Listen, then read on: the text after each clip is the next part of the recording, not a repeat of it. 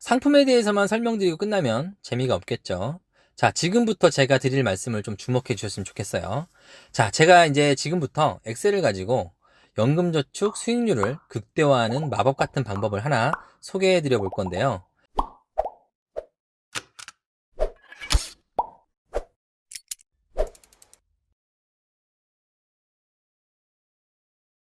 안녕하세요.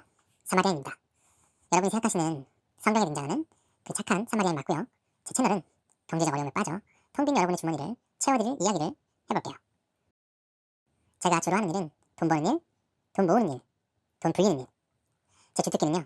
돈 버는 일, 돈 모으는 일, 돈 불리는 일. 불행히도 뻥 아니고요. 여러분들 은행 가시면 만나는 사람들 가르치는 일도 하고요. 어쩌다 보니 베스트셀러도 내봤고요. 여하튼 쓸데없는 소리가 길었네요.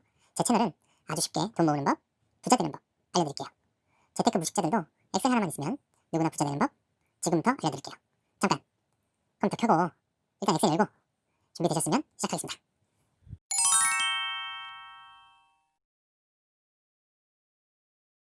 안녕하세요. 사마리안입니다.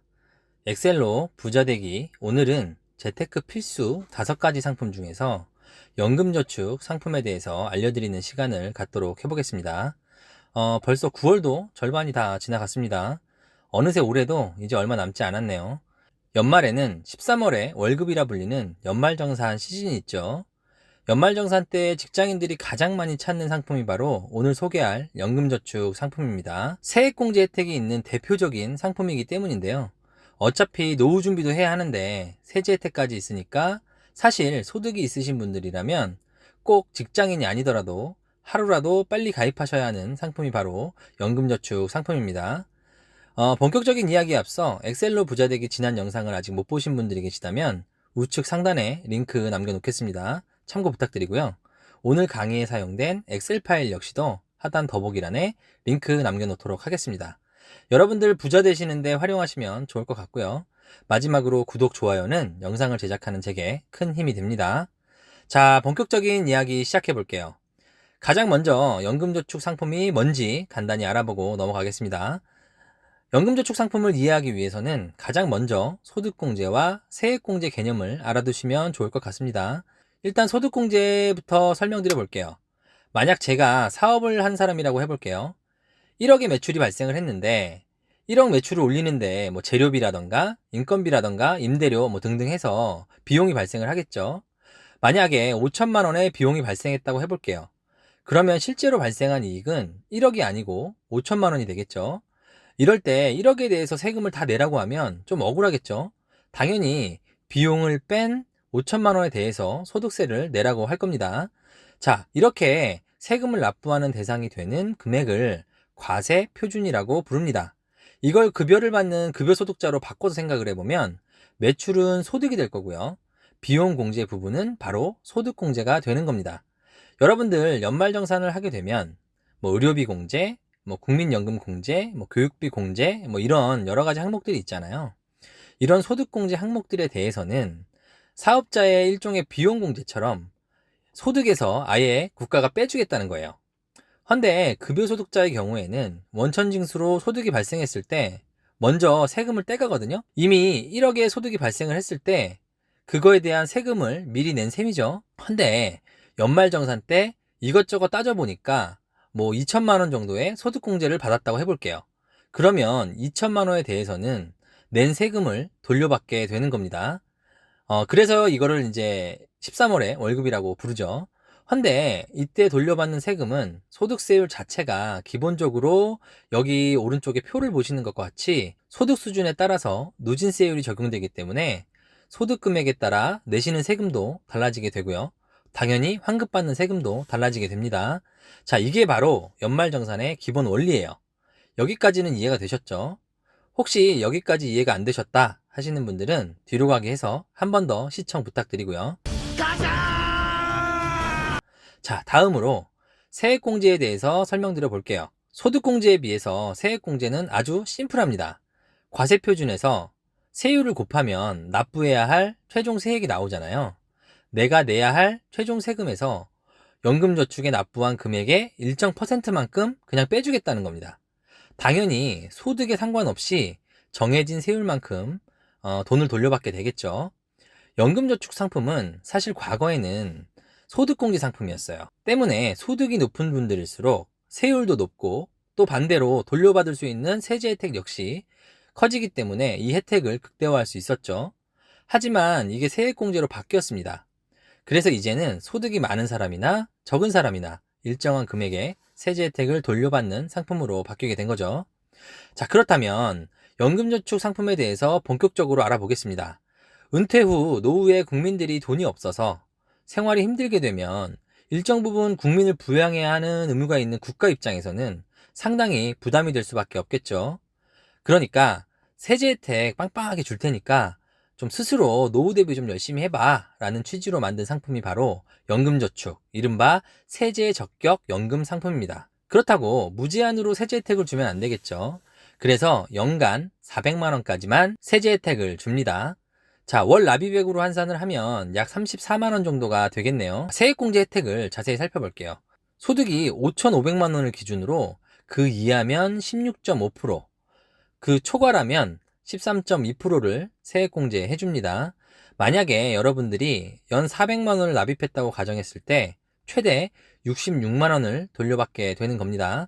이걸 수익률로 환산해보면 16.5%짜리 배당 상품 혹은 예금 상품이라고 봐도 무방할 정도로 엄청난 혜택이라고 할 수 있죠. 자, 여기에다가 연금저축 상품 역시도 자체적으로 이자나 수익이 발생을 하거든요.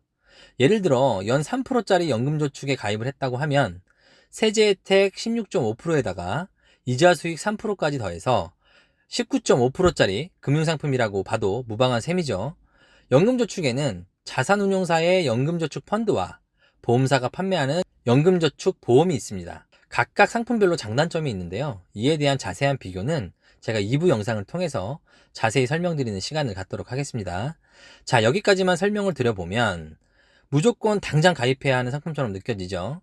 하지만 여러분들이 가입 전에 꼭 알아두셔야 할 부분이 있습니다.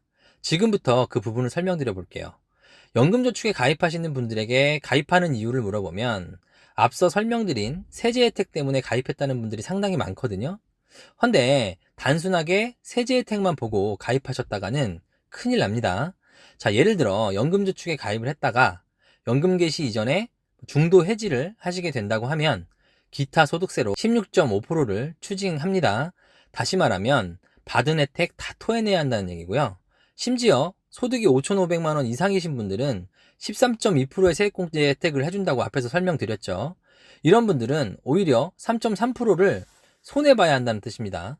다시 말해서 정부가 이 상품을 만든 취지에 맞게 진짜 노후자금 목적으로만 연금저축에 가입하라는 얘기예요. 단순히 세제 혜택 좀 보겠다고 덜컥 월 34만 원씩 풀로 가입했다가 나중에 목돈이 필요해서 연금저축을 깨야 하는 상황이 생기기라도 한다면 배보다 배꼽이 더 클 수도 있다는 얘기입니다. 꼭꼭 기억하셨으면 좋겠습니다. 자, 그리고 이렇게 쌓인 돈은 55세 이후로 연금으로 나눠서 수령을 할 수 있는데요. 이때도 연금 소득세라는 걸 납부합니다. 연 1,200만 원까지는 저율의 연금 소득세가 분리과세 되는데요. 55세에서 69세까지는 5.5%, 79세까지는 4.4%, 80세 이상이면 3.3%로 세율이 점점 줄어들게 됩니다. 늦게 받을수록 유리한 구조예요. 1,200만 원이 넘는 금액에 대해서는 합산과세가 되니까 위험한 거 아니냐 하시는 분들도 있으실 텐데요. 연 400만 원 납입해서 1,200만 원 넘게 수령할 가능성은 그리 크지 않을 뿐더러 은퇴 이후에도 종합소득세를 왕창 낼 만큼 세부담이 크신 분들이라면 사실 노후 걱정 안 하셔도 되는 분들이시겠죠.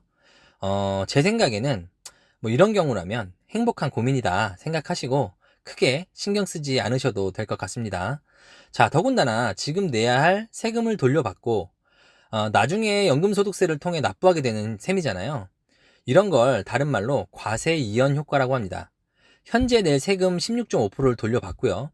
나중에 5.5%의 연금소득세를 내는 거니까 훨씬 유리한 셈이고요. 더군다나 화폐 가치는 시간이 지날수록 떨어지게 돼 있잖아요. 그러니까 지금 당장 내야 할 세금을 돌려받는 게 훨씬 유리한 거죠.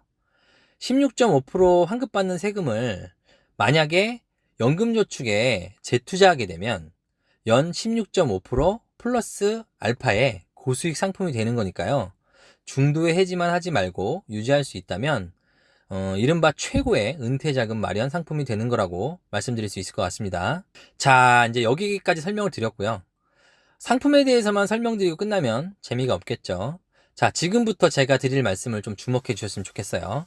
자, 제가 이제 지금부터 엑셀을 가지고 연금저축 수익률을 극대화하는 마법 같은 방법을 하나 소개해 드려 볼 건데요. 일단 여기 표를 보시면서 설명을 드려 볼게요. 연 400만원까지 세액공제 혜택이 있으니까 보통 34만원을 풀로 가입을 많이들 하시죠. 그러면 연 납입액은 약 408만원 정도가 되니까 연말정산 때 최대한 돌려받을 수 있긴 합니다. 자, 이렇게 돌려받는 돈이 400만원 곱하기 16.5%라고 하면 대략 66만원 정도가 됩니다. 이걸 일종의 배당을 받았다 생각하고 다시 연금저축 계좌에 추가 납입을 하는 거예요. 이렇게 하면 총 납입 원금은 연에 474만원이 되고요. 연금저축 상품도 금융상품이니까 약간의 수익률도 있겠죠. 만약에 연금저축 상품의 수익률이 3%라고 가정을 한다면 1년 후 예상되는 금액은 486만원 정도가 될 겁니다. 납입 원금은 408만원이니까 이걸 반대로 수익률로 환산하면 약 19.2% 정도가 될 겁니다. 자, 여기까지만 봐도 요즘 같은 초저금리 시대에 진짜로 좋은 상품이구나 하실 거예요. 하지만 여기서 한 단계 더 들어가는 방식도 가능합니다. 앞서 설명드린 방식대로 추가 납입을 하게 되면 내가 납입한 408만원 중에서 400만원에 대해서는 세액을 환급받겠지만 반대로 환급받은 세액을 재투자한다고 해도 이 해당되는 추가 금액에 대해서는 이미 400만원이 넘었으니까 추가로 받는 세제 혜택은 없겠죠.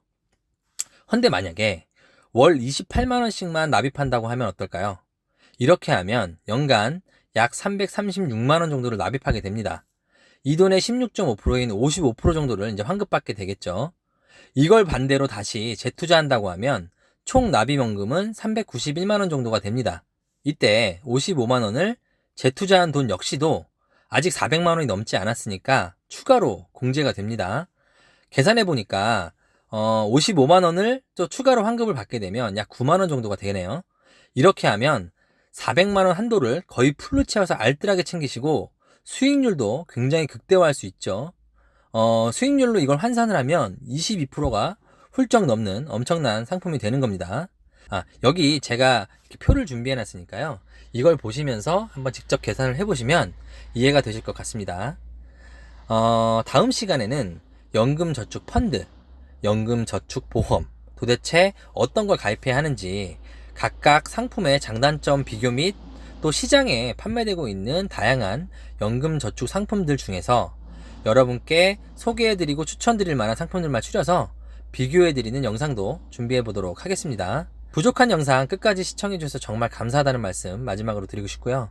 다음 시간에도 재미있고 유익한 돈 되는 이야기로 찾아뵐 테니까요. 구독, 좋아요, 알림 설정도 부탁드리겠습니다. 감사합니다.